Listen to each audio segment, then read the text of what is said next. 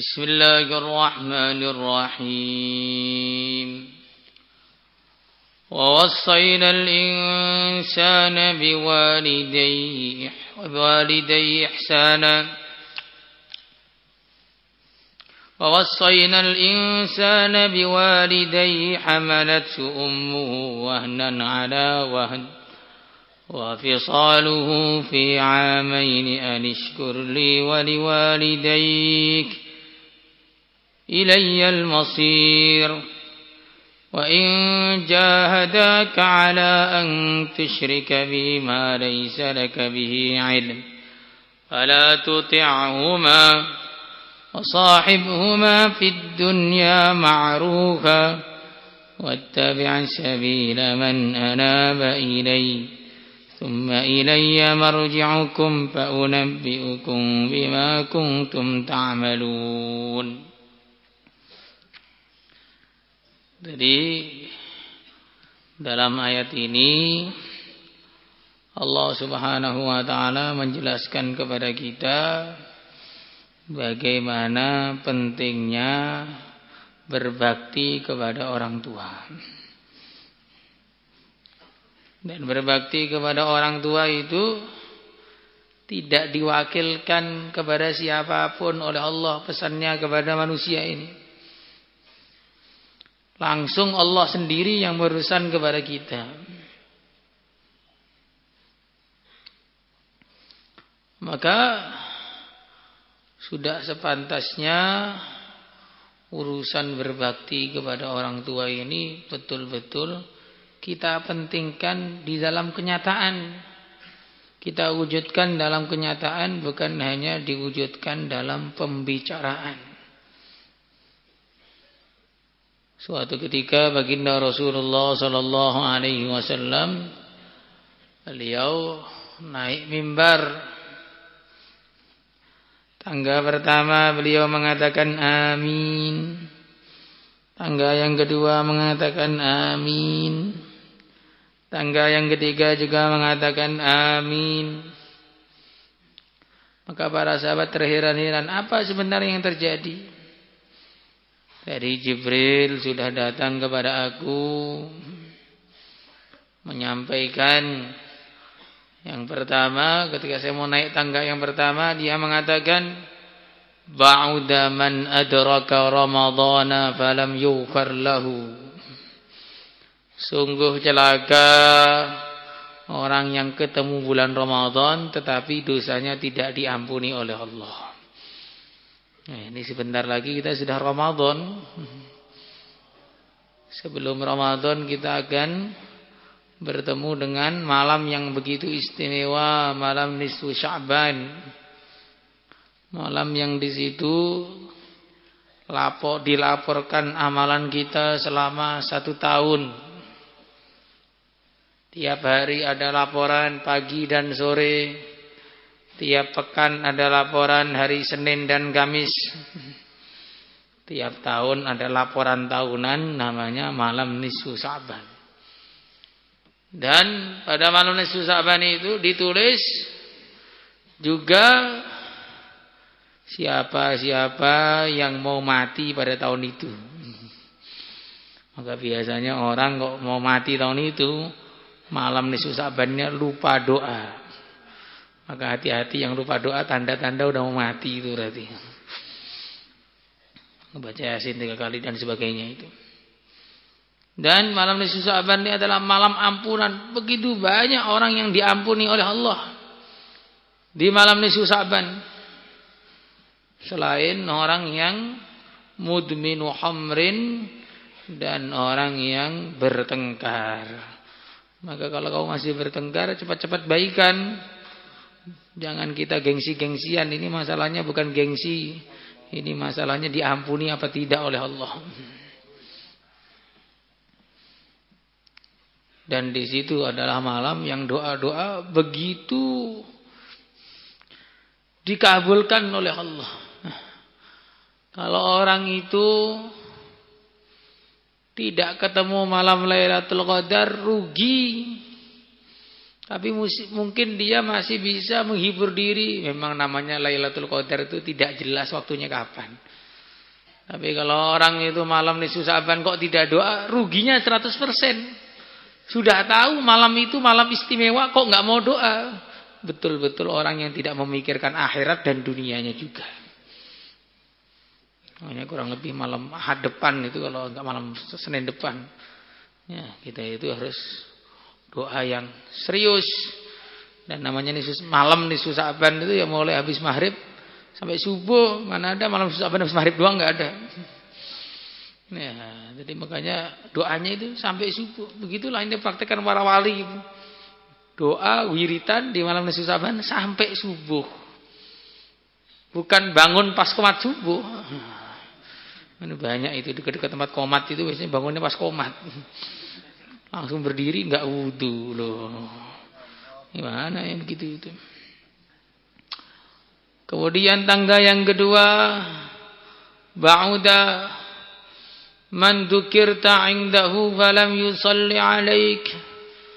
Sungguh celaka orang yang nama engkau disebut tapi tidak mau baca salawat. Allahumma shalli ala sayyidina Muhammad.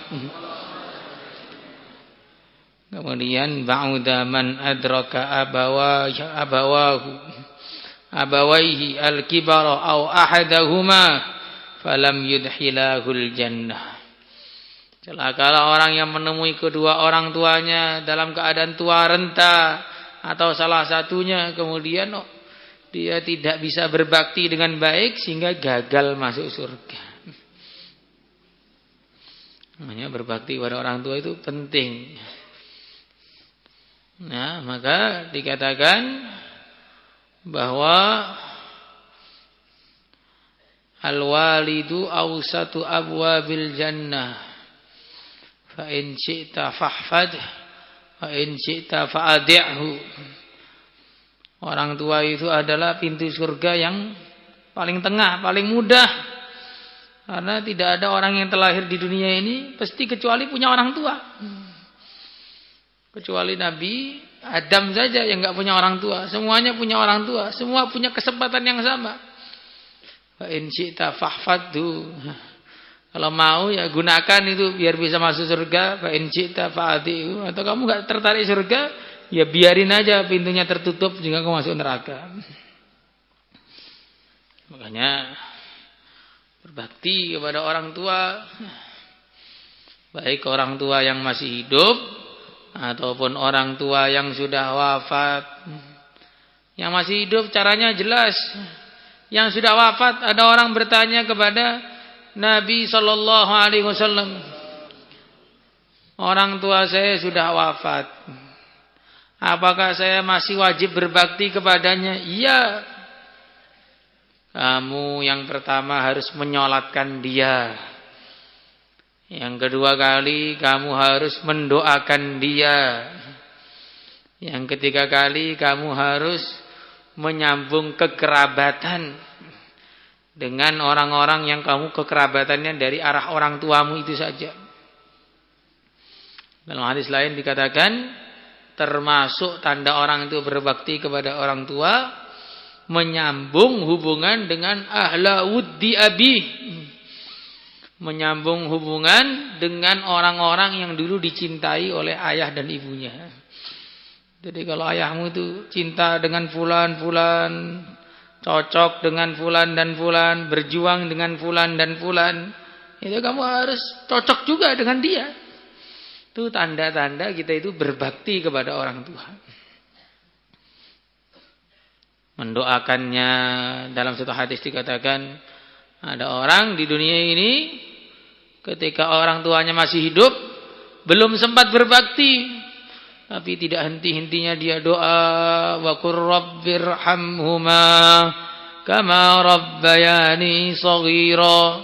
Tidak henti-hentinya dia berdoa untuk orang tuanya sampai nanti di akhirat dia dihitung sebagai orang yang berbakti kepada orang tuanya.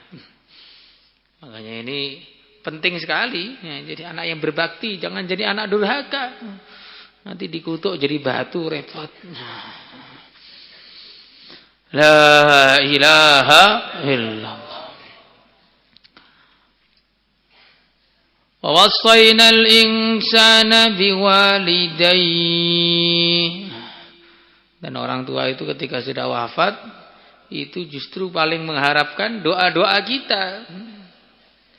Maka santri jangan sampai gara-gara orang tuanya wafat kemudian memutuskan mondoknya, jangan. Ketika orang tua kalian sudah duluan berangkat ke akhirat, beliau-beliaunya sudah enggak butuh dengan perkhidmatan badan. Sekarang butuhnya perkhidmatan kiriman amalan. Butuhnya perkhidmatan kiriman bacaan Al-Quran. Butuhnya perkhidmatan kamu ngajar. Butuhnya perkhidmatan kamu wiritan. Butuhnya perkhidmatan kamu selalu hidup dalam perjuangan. Sudah enggak butuh, kamu pulang sudah enggak butuh. Maka justru ketika orang tuanya sudah wafat tuh malah mondoknya harus lebih lama lagi untuk semakin berbakti kepada orang tuanya. Insyaallah semaniat. Karena pasti terjadi. Dunia itu bukanlah tempat tinggal, dunia itu tempat meninggal. Siapa saja yang kamu lihat sekarang, yakinilah kau pasti akan berpisah dengannya. Apa saja, bukan hanya siapa saja, apa saja yang kamu lihat sekarang, pasti kamu akan berpisah dengannya. Baik dengan cara kau mati duluan atau perkara itu hilang duluan. Rumah yang kamu cintai akan ditinggalkan, keluarga yang dicintai akan ditinggalkan, orang tua yang sangat dicintai akan ditinggalkan. Maka kalau pengen reunian, itu reuniannya di surga. Kalau reunian di dunia itu tambah tahun tambah kurang saja orangnya. Mungkin ada keluarga besar, waktu reunian memang tambah, ada cucu baru tapi kakeknya mati. Ada ponakan baru, pamannya sudah mati, begitu terus. Makanya kalau pengen reunian tuh reunian di surga sana. Ya. Kalau pengen reunian, reuniannya di surga. Gimana cara reunian di surga? Ya keluarganya semuanya diajak ngamalkan agama. Insyaallah semua niat. Dunia itu enggak bisa. Tidak berpisah itu tidak mungkin. Itu suatu perkara yang mustahil. Begitu kamu lahir, kamu pasti akan berpisah dengan siapapun dan apapun yang kamu lihat. Berarti itu tidak berpisah itu sesuatu yang tidak mungkin. Orang sangat cinta kepada ayahnya, ayahnya akan suatu hari meninggalkan dia. Orang cinta kepada ibunya, ibunya meninggalkan dia. Orang cinta kepada istrinya, istrinya akan meninggalkan dia. Orang cinta kepada anaknya, dia akan meninggalkan anaknya. Ya nggak bisa tidak. Nah, kalau pengen nggak bisa, bukan di sini tempatnya. Mati dulu, baru tidak bisa. Sebagian mengatakan perpisahan itu bukan dengan kematian. Perpisahan itu kalau satunya di surga, satunya di neraka, baru pisah betulan itu. Kalau bisa dengan kematian, bisa reunian di surga. Tapi kalau satunya nyangkut di neraka, ya sudah. Semoga kita jaga oleh Allah. Wa wasainal insana biwalidayhi hamalathu ummuhu wahnan ala wahn. Ibunya telah mengandungnya wahnan ala wahnin, dalam kelemahan yang dilipat gandakan kelemahannya. Makanya tambah hari tambah capek. Wa bisaluhu fi 'amain, dan dia disapi setelah umur 2 tahun. Makanya ibu itu punya jasa yang lebih besar daripada ayah. Dia punya jasa yang tidak tergantikan. Jasanya apa? Mengandung. Kita itu loh, masuk angin sebentar itu, kemasukan angin cuma berapa, sedikit sekali itu perut rasanya sudah kayak mau pecah. Lah ibu kita itu kemasukan bayi 5 kilo. Gimana rasanya itu? Sudah mau muntah tiap hari itu sudah. Hamil, begitu perjuangan. Melahirkan, nyawa taruhan. Ketika menyusui dikencingi hari-hari. Makanya ibu itu punya 3 hak. Sehingga dikatakan dalam hadis, man haqqun nas bi husni suhbati. Siapa yang paling berhak untuk saya berbuat baik kepada dia? Ummuka, thumma ummuka, thumma ummuka, thumma abuk. ibumu, kemudian ibumu, kemudian ibumu. Karena ibu punya 3 hak yang tidak dimiliki, 3 jasa yang tidak dimiliki oleh ayah. Dan ibu ini ditekankan untuk lebih berbakti kepada ibu. Kenapa? Karena orang tuh kalau sama ayahnya rata-rata takut. Ayahnya galak, bisa bawa celurit, bisa bawa ini, bisa bawa itu. Kalau ibunya kan cuma ngomel saja bisanya. Akhirnya pada berani. Anak itu kalau sudah gede berani jawab ibunya.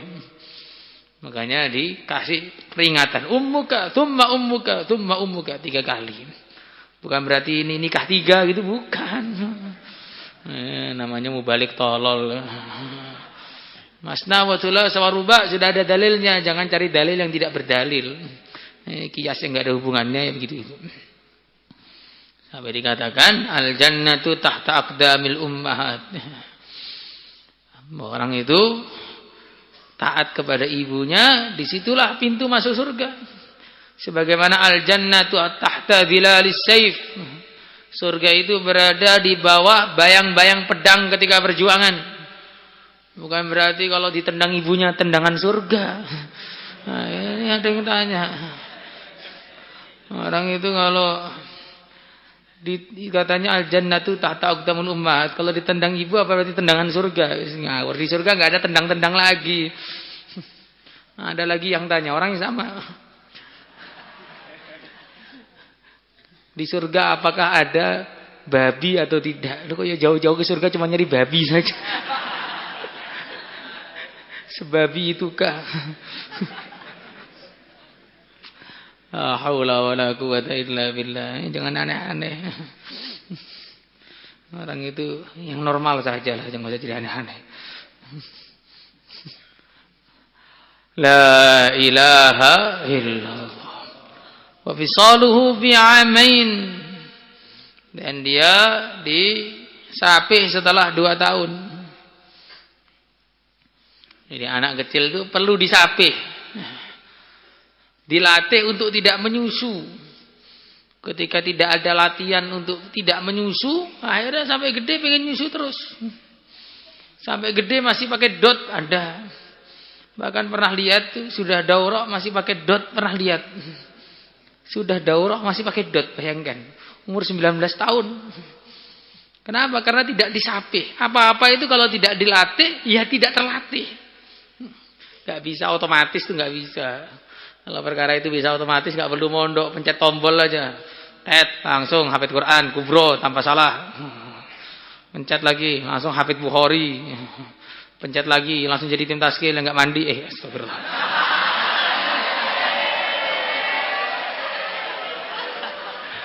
Salah ngomong.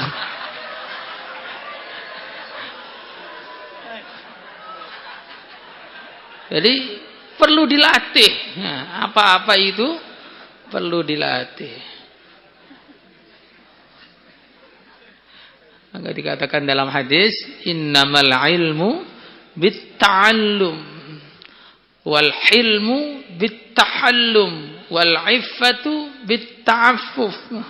Semua itu perlu dilatih. Baca Quran perlu dilatih, ada tahsin tiap hari.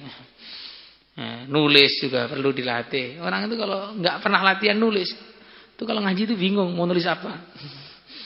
Padahal gurunya lo nggak diem, tapi dia bingung apa yang mau ditulis. Karena dia nggak latih. Akhirnya walaupun ngajinya sama-sama setengah jam, yang satunya 2 lembar, satunya 2 baris juga gelung genep. 2 barisnya Mbak, Sabtu, tanggal, jadi, selesai. La ilaha illallah. Maka semua itu perlu dilatih. Ya, termasuk melatih menjaga diri kita dari macam-macam kemalasan, macam-macam pelanggaran, itu juga perlu dilatih. Karena tidak ada istilahnya tombol pengen, tidak ada. Hari ini terakhirlah 1 batang dulu rokok. Nah, besok 1 pak dulu lah. Besoknya lagi 1 slot. Besoknya lagi 1 lubang digali buat dia di kuburan. Nah, jadi kita harus menjaga diri kita, melatih betul, disabar-sabarkan. Ngaji nggak ngantuk itu perlu dilatih juga, karena ada ma'in jalasa hatta nama juga ada. Baru duduk langsung tidur juga ada. Apapun yang terjadi tidur. Mau pelajaran nahu, sorof, apalagi sejarah, tidur pol. Nanti kalau ngelawak baru melek. Ini jadi calon pelawak apa gimana? Calon ulama apa calon pelawak? La ilaha illallah wa bisaluhu fi amain. Ini ketika bayi itu masih menyusui, nah, kalau bayi laki-laki maka najisnya itu najis muhaffaf. Nah, cukup diperciki saja. Apa alasannya? Para ulama menjelaskan alasannya. Di antaranya karena kencingnya bayi laki-laki itu lebih tidak pekat daripada kencingnya bayi wanita. Karena tidak pekat, akhirnya tidak bau. Itu yang bayi loh itu. Kalau sudah laki-laki kayak kamu ini jangan merasa muhaffaf lagi. Ini merasa muhaffaf di toilet cuma dipercikin saja. Kenapa? Ini bayi laki-laki saya. Akhirnya toilet ada banyak WC-WC yang bau sekali itu ya. Karena mungkin dia merasa masih muhaffaf terus. Nah, di antara itu yang kedua karena bayi laki-laki itu sering digendong sama orang tuanya. Sehingga dapat rukhsah. Anishkurli wali walidaik, bersyukurlah kepada aku dan kedua orang tuamu. Bersyukur kepada Allah artinya bagaimana? Menggunakan nikmat Allah untuk taat kepada Allah. Mata digunakan untuk baca Al-Quran, baca kitab, melihat Ka'bah. Ini termasuk ibadah itu melihat Ka'bah. Yang asli loh, bukan foto. Nah, makanya harus ada diagendakan orang itu untuk menyisihkan hartanya untuk umrah atau haji. Insyaallah semua niat. Dan itu memang wajib. Umrah itu seumur hidup wajib sekali, haji juga wajib sekali. Bukan apa-apa, mengerjakan kewajiban. Kadang-kadang orang itu umrah pengen apa? Pengen lihat Mekah. Cuma pengen lihat tuh video juga ada, Mbah. Ya mending lah ketimbang pengen lihat Los Angeles. Nanti pulang-pulang telanjang malah repot. Umur 30 tahun pakaiannya baju bayi 3 hari.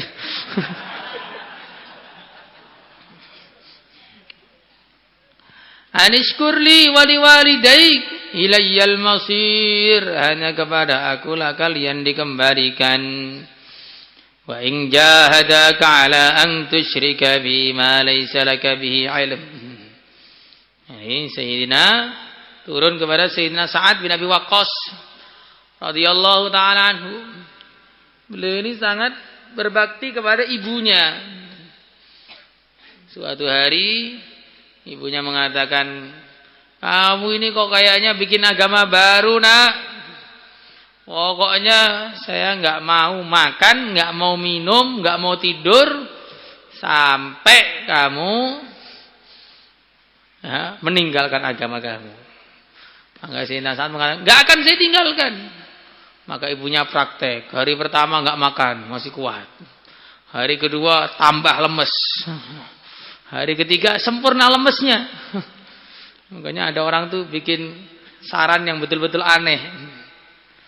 Ada orang tanya kepada Mbah Dukun, "Mbah, gimana caranya biar saya ini bisa ketemu makhluk gaib?" "Gampang, Nak. 5 hari 5 malam gak usah makan, gak usah minum, gak usah tidur." Ya betul, ketemu makhluk gaib namanya malaikat Israil. Bukan ketemu jin dan sebagainya. Itu sudah gaib betul di kuburan. Itu kelihatan juga dianya juga, gaib juga dianya. Maka ibunya sudah lemes hari ketiga. Maka Sayyidina Sa'ad mengatakan, "Wahai ibu, sekarang kamu sudah tahu bahwa tidak ada yang lebih mahal dalam hidupku melebihi agama saya. Maka terserah kamu mau makan ya terserah, mau mati ya terserah. Seandainya kamu ini punya nyawa 100, mati satu persatu gara-gara kelaparan begini demi saya meninggalkan agama, agama tidak akan saya tinggalkan." Nah, ini namanya orang itu cinta dan benci karena Allah itu begitu. Kalau yang dicintai ya dia cinta kepada Allah, ya dia cinta. Kalau yang dicintai enggak cocok kepada Allah, enggak taat kepada Allah, ya dia benci. Seperti Sayyidina Umar ketika Umar bin Wahab datang ke Madinah untuk bunuh Nabi katanya. Maka ternyata Nabi, ringkas cerita, ceritanya panjang sekali itu, diringkas saja. Nanti kamu nggak makan sore nanti. Sudah lihat jam aja banyak, aku nggak selesai itu tadi. Terasa aja saya itu di kode itu. Maka Sayyidina Umar bin Khattab mengatakan, wahai Umar, sebelum kamu masuk Islam tadi, sebelum kamu ketemu Nabi, kamu lebih saya benci daripada anjing-anjing yang ada di Madinah. Begitu kau masuk Islam, kamu lebih saya cintai melebihi sebagian anak-anak saya. Ini namanya cinta karena Allah itu begitu itu.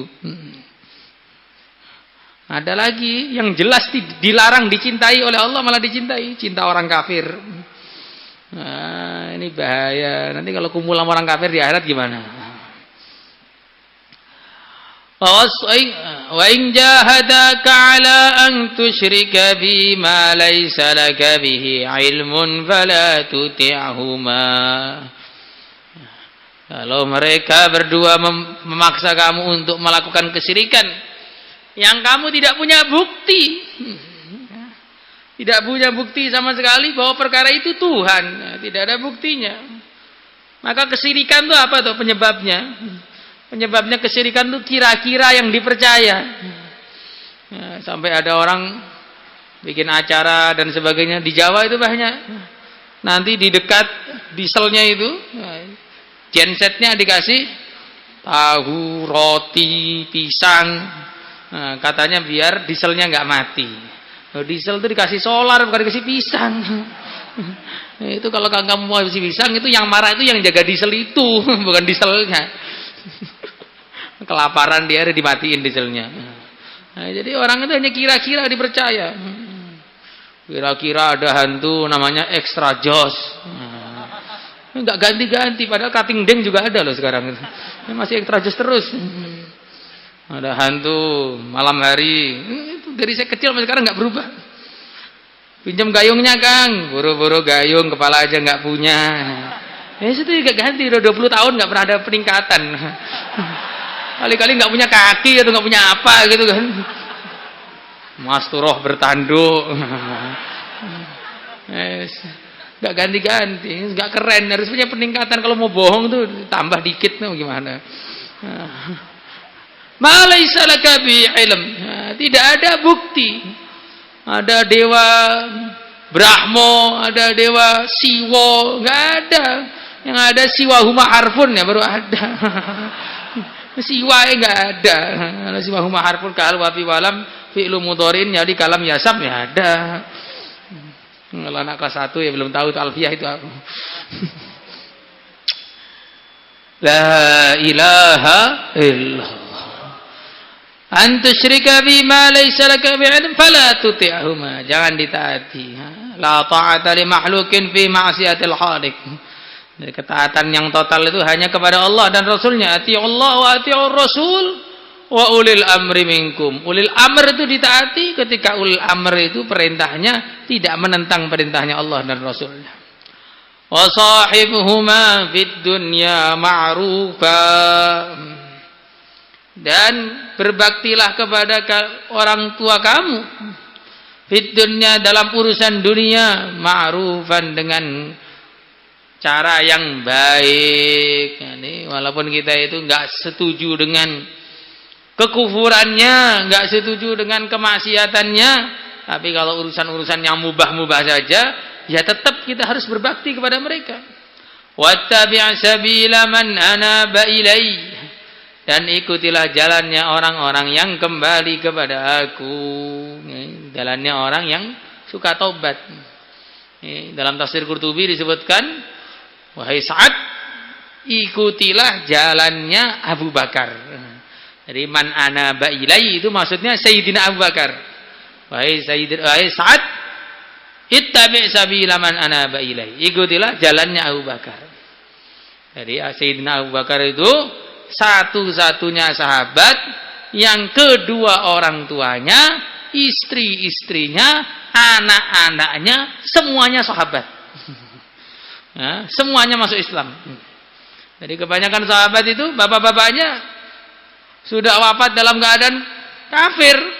Tapi kalau Sayyidina Abu Bakar tidak, bapak, ibu, anak, istri semuanya sahabat semua Islam semua. Bahkan satu-satunya sahabat muhajirin yang ayahnya masuk Islam itu cuma Sayyidina Abu Bakar. Jadi sahabat muhajirin orang-orang Mekah itu semua ayahnya wafat dalam keadaan kafir. Asyraful Mubasysyarah juga sama. Ini satu-satunya yang bapaknya masuk Islam dan jadi sahabat itu Sayyidina Abu Bakar.